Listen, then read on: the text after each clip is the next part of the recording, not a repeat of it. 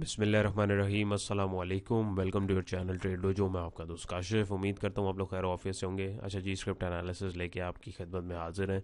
तो डेली आप चार्ट इसका देख रहे हैं और एस एस जी सी का चार्ट है, Swiss southern gas company limited. तो आइए देखते हैं इसमें क्या प्राइस एक्शन चल रहा है। सबसे पहले अगर हम इसको समझने की कोशिश करें तो यहाँ पे अगर आप इसको देखेंगे तो ये साइडवेज बॉक्स चैनल के अंदर चल रहा है, लेकिन उसी के अंदर आप देखें यहाँ से इसने सपोर्ट बनाई। सपोर्ट बना के अपनी प्रीवियस रेजिस्टेंस से प्राइजेस जो है रेजिस्ट करें, लेकिन इस दफ़ा इसने सपोर्ट के नीचे आने से पहले ही यहाँ पे जो है एक अच्छी कैंडल बनाई है और एक अच्छे वॉल्यूम्स के साथ बनाई है। तो यहाँ पे रिस्क लिया जा सकता है और स्टॉप लॉस आपका जो है वो 8 रुपये 92 पैसे का, यानी आप 8 रुपये 90 पैसे का भी रख सकते हैं अगर किसी ने यहाँ पे एंट्री ली है। फ्रेश एंट्री अगर कोई लेना चाहता है तो 10.5 रुपये से ऊपर ये डेली पे अगर क्लोजिंग देते तब लेंगे, इससे अंदर नहीं लेंगे। तो हमारा जो टारगेट होगा अराउंड वो 11 साढ़े 11 के आसपास हो सकता है, या मे बी पॉसिबल अगर आप इसको थोड़ा अर्ली कर लें सेफ साइड के लिए तो आप 11 रुपये के आसपास भी इसको अगर करना चाहें। मेरे माने तो 11 रुपये जो है सेफ टारगेट है पहला। देन इसके बाद जो है नेक्स्ट टारगेट ये है, और फिर भी अगर कोई क्वांटिटीज़ ऐड करना चाहता है मज़ीद इसके अंदर तो फिर इस रेजिस्टेंस से ऊपर जब ये क्लोजिंग दे तकरीबन 11 रुपये 67 पैसे से ऊपर, तभी हम इसके अंदर मज़ीद क्वांटिटी ऐड करेंगे, इसके अलावा नहीं करेंगे। अपार्ट फ्रॉम दैट अभी जिसने एंट्री ले ली है यहाँ पे अगर वो देखे तो प्राइस एक्शन भी सपोर्ट कर रहा है, वॉल्यूम भी सपोर्ट कर रहा है, ट्रेंड लाइन की सपोर्ट पे भी आ रहा है। तो आप इसके हिसाब से इसको मैनेज कर सकते हैं। तो एक तो ये सेकंड थिंग, ये इंडिकेटर्स की बात करें तो इंडिकेटर्स भी देखें तो आरएसआई काफ़ी ओवरसोल्ड हो गया था, वहाँ से उठा है, इसने भी सिग्नल दिया है। और मैकडी को देखें तो मैकडी अभी जो है हिस्टोग्राम उसमें ग्रीन बने नहीं है, बट एक नेगेटिव ट्रेंड उसके अंदर चल रहा है। तो फिल वक्त अगर आप देखें तो प्राइस एक्शन ने यहाँ पे आके इसको जो है ऑनर किया है। तो अगर किसी ने एंट्री ले ली है तो ये दो पॉसिबिलिटीज़ हैं, इसके अकॉर्डिंग इसमें आप देख सकते हैं, अपनी ट्रेड को मैनेज कर सकते हैं। आवरली के ऊपर अगर मैं इसको कन्वर्ट करके देखूं तो आवरली पे ये इस पॉइंट से रेजिस्ट हुआ है जो मैंने अभी मार्क किया है, और वहाँ से जो है ये नीचे की तरफ आ रहा है। लेकिन आवरली पे भी अगर आप देखें तो हमारा इंडिकेटर भी हमें सपोर्ट कर रहा है। इंडिकेटर सपोर्ट करने के लिए सिर्फ इसलिए लगाया है ताकि आप लोगों को थोड़ी सी आसानी और समझ में आए कि किस तरीके से चीज़ें काम कर रही हैं। तो आवरली पे अगर ये 10 रुपये से नीचे जाए तो इसमें निकल सकते हैं और दोबारा ट्रेंड लाइन के ऊपर इसको आके पकड़ सकते हैं। एल्स ज़्यादा अच्छा रहेगा कि आप तकरीबन 8 रुपीज़ 92 के जो लेवल है इस तक वेट करें, क्योंकि उसका रीज़न ये कि जो इसने एक ट्रेंड लाइन के ऊपर बाउंस बनाने की कोशिश करी है वो ट्रेंड जो है एक्सपायर हो जाएगा। तो फिर जब एक ट्रेंड एक्सपायर होता है नया ट्रेंड चलता है, वो कहाँ चलता है और कहाँ तक चलता है ये पर डिपेंड करता है मार्केट सिचुएशन के ऊपर। तो उम्मीद है आपको क्लियर हुआ होगा।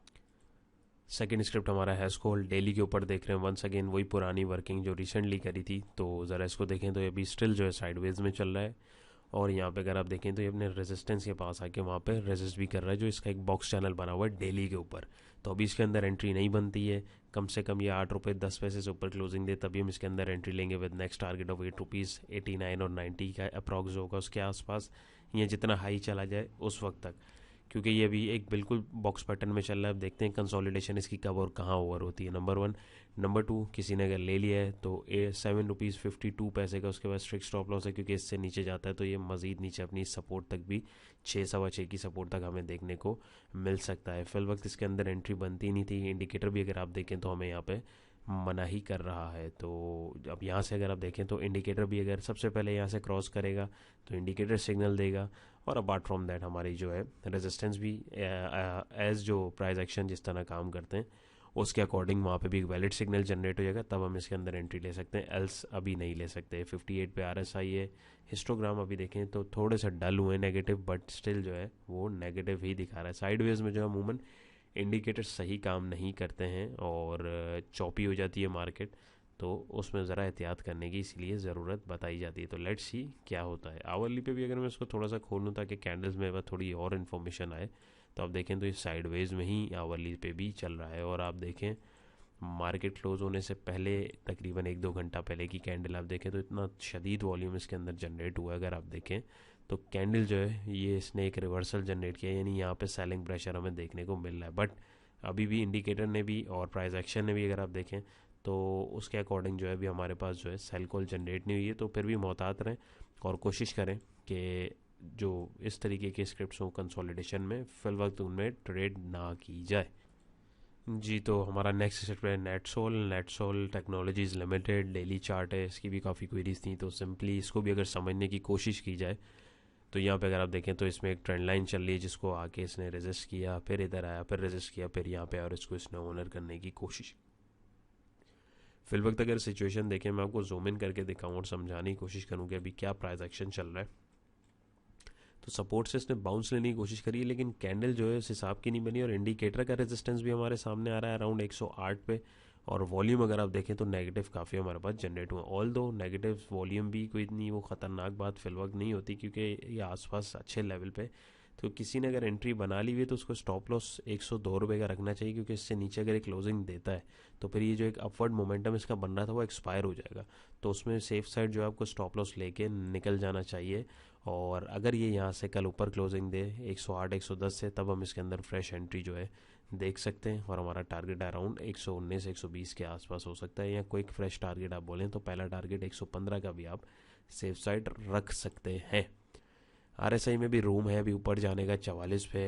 यहाँ पे देखें तो नेगेटिविटी थोड़ी आई एम सॉरी, यहाँ पे अगर आप देखें तो नेगेटिविटी थोड़ी सी कम हुई है। तो इसमें जो है ऐसे जगह के ऊपर अगर आप चांस लेना चाहें तो बिल्कुल लिया जा सकता है, but with strict stop loss.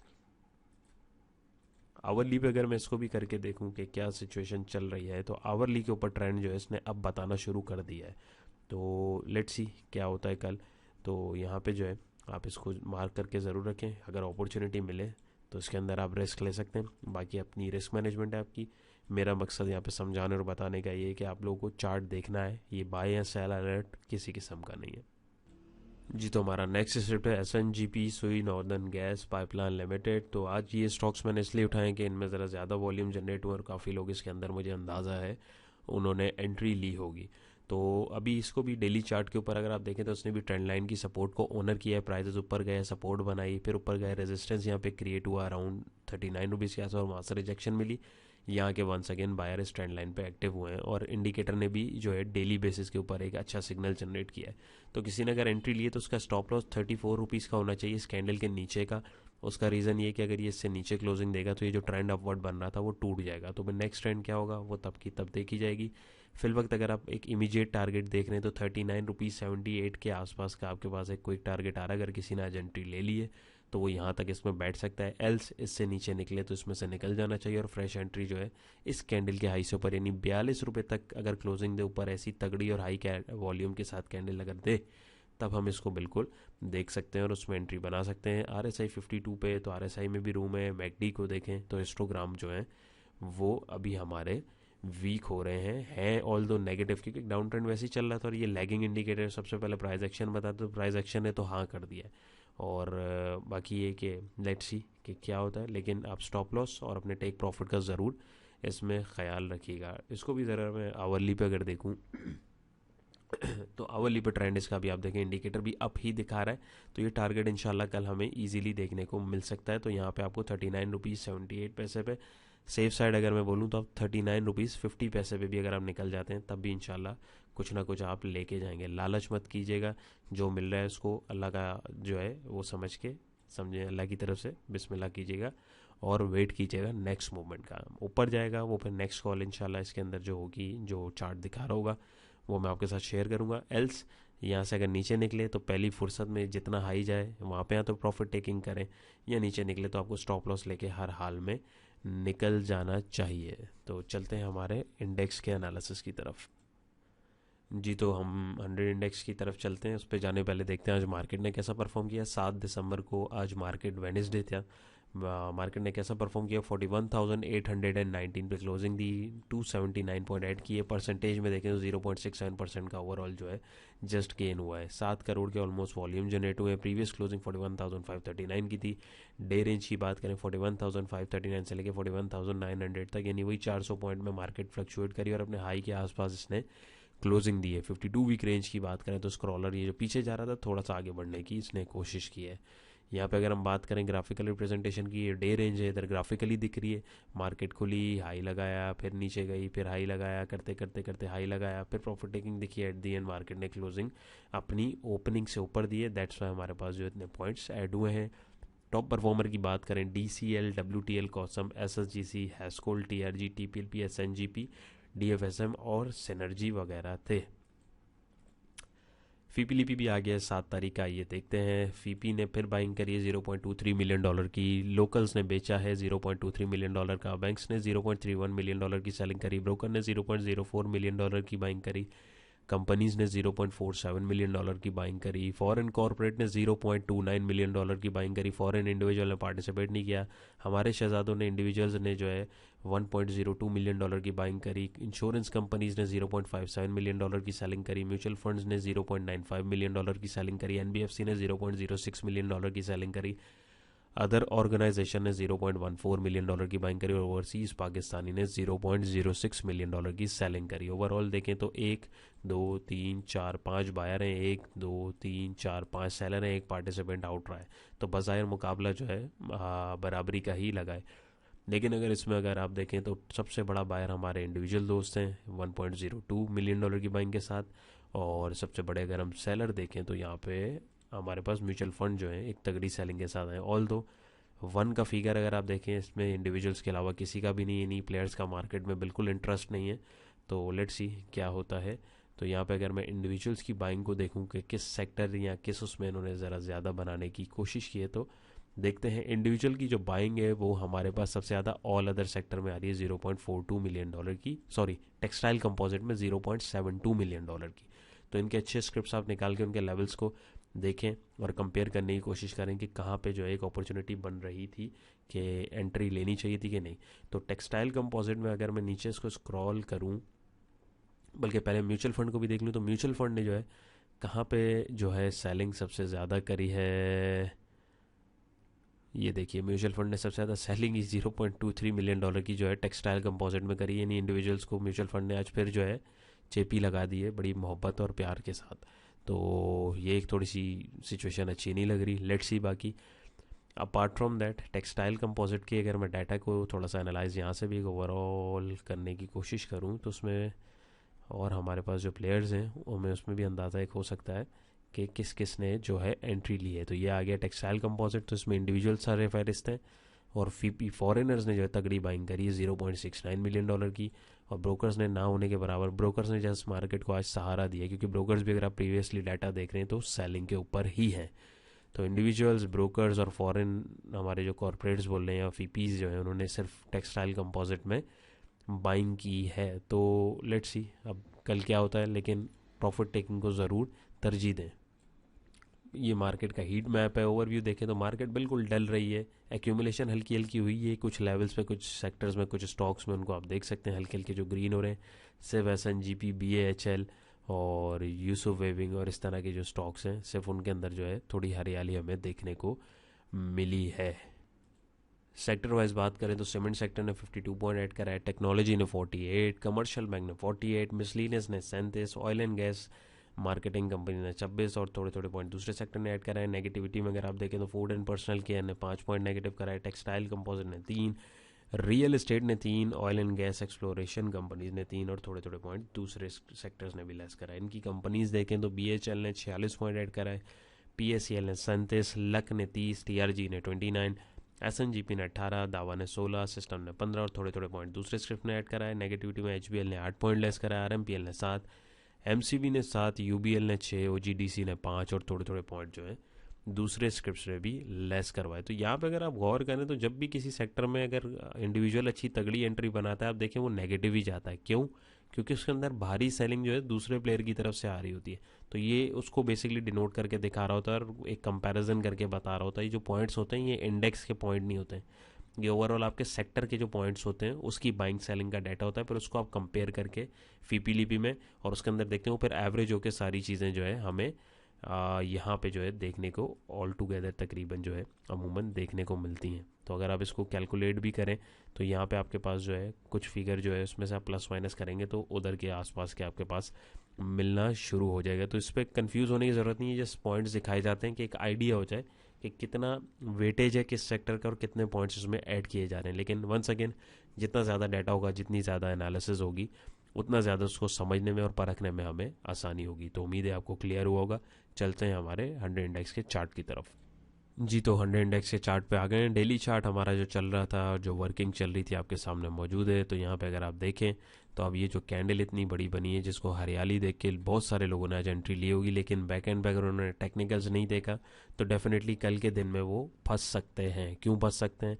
यहाँ पे देखें एक पैटर्न की फॉर्मेशन हो रही थी, सिमेट्रिकल ट्रायंगल की, जो कि यहाँ पे आपको बताया था कि टूटने वाली है, और वो टूटने के बाद अब वो जो है इसको रीटेस्ट कर रहा है, और रीटेस्ट जो है कर भी रहा है। उसके अलावा आप देखें हॉरिजॉन्टल सपोर्ट भी 41,815 की ये आ रही है। उसके बाद इसकी जो ट्रेंड लाइन सपोर्ट है, जो यहाँ पे पहले एक सपोर्ट का काम कर रही थी हर दफ़ा, वो एक एज अ रेजिस्टेंस उसको टेस्ट कर रहा है। और ऊपर हमारे पास 50 के मूविंग एवरेज की सपोर्ट भी 42,100, तकरीबन 42,200 के लेवल के आसपास आ रही है। तो अब करना क्या चाहिए? सबसे पहले तो एक कैंडल हमें समझ आ गई कि माल चिपका दिया गया, नंबर वन। नंबर टू, ये कल दो पॉसिबिलिटीज़ हो सकती हैं, या मार्केट एक हाई लगाए और तकरीबन जो है इस ट्रेंड लाइन को या तो तोड़ने की कोशिश करें, या मैक्सिमम जो है इस मूविंग एवरेज के पास को टच करने की कोशिश करें, यानी 42,200 के लेवल के आसपास। क्योंकि यहाँ देखें इसने इसको ब्रेक किया, तो अब हो सकता है ये इसको एक दफ़ा पप्पी देने के लिए ज़रूर आए। तो इस चीज़ पे जो है आप देख सकते हैं, नज़र रख सकते हैं। या पॉसिबिलिटी है कि यहीं से जो है नीचे की तरफ जाना शुरू हो जाए, क्योंकि ये लोअर हाई की फॉर्मेशन जो है बनना शुरू हो गई, जैसे कल आप लोगों के साथ मैंने शेयर किया था। आइडियल लेवल जो है हमारे पास जो है वही 40,004 और 500 का जो जोन है बनाया हुआ है, यही वाला है। यहाँ तक हमें वेट करना चाहिए, बीच में हमें ट्रेड नहीं लेनी चाहिए, क्योंकि अभी ट्रेंड जो है टूटा है। एल्स यहाँ से ऊपर अगर ये क्लोजिंग देता है तो ये यहाँ तक देखेंगे इसको फिर कल की उसके अंदर, ताकि फिर फर्दर हम अपनी प्लानिंग कर सकें। लेकिन मुझे नहीं लग रहा कि यहाँ पे जो है ये ऊपर की तरफ जा सकता है, क्योंकि यहाँ पे हमारे पास जो ऑलरेडी रेजिस्टेंस लेवल जो है क्रिएट हो रहा है। तो ये यकीनन जो है चारा डाला जाता है। और अगर आप वॉल्यूम भी देखें तो वॉल्यूम में हमारे पास तगड़े एक्सचेंज हुए, तो यानी अच्छे प्लेयर्स ने माल को यहाँ पे बेचा है। रेजिस्टिंग पॉइंट के पास अगर आप देखें तो माल जो है बिक रहा हो, तो वहाँ पे वॉल्यूम अगर हमारे पास अच्छे लग रहे हैं, तो इसका मतलब बहुत ज़्यादा यही होता है कि माल चिपका दिया गया। और यहाँ पे भी सिचुएशन अगर हम पीपीलीपी और सेक्टर डेटा और वैसा भी जो प्रीवियस पूरा डाटा मैंने आपके साथ पढ़ा है, तो उसके अकॉर्डिंग हम देखें तो इस कैंडल स्टिक के बैक एंड पे जो साइकोलॉजी है वो हमें समझ आ रही होगी। तो ये हमारे पास 41,815 का जो है रेसिस्टिंग पॉइंट भी हो सकता है। इंडिकेटर्स को देखें 42 पे आरएसआई है। यहाँ पे देखें तो हिस्टोग्राम जो है कम हुए हैं, थोड़े वीक हुए हैं। क्यों हुए हैं? वो बैक एंड के ऊपर बाइंग जो है बहुत ज़्यादा हुई है। किसकी हुई है वो हमें यहाँ पे बखूबी दिख रहा है।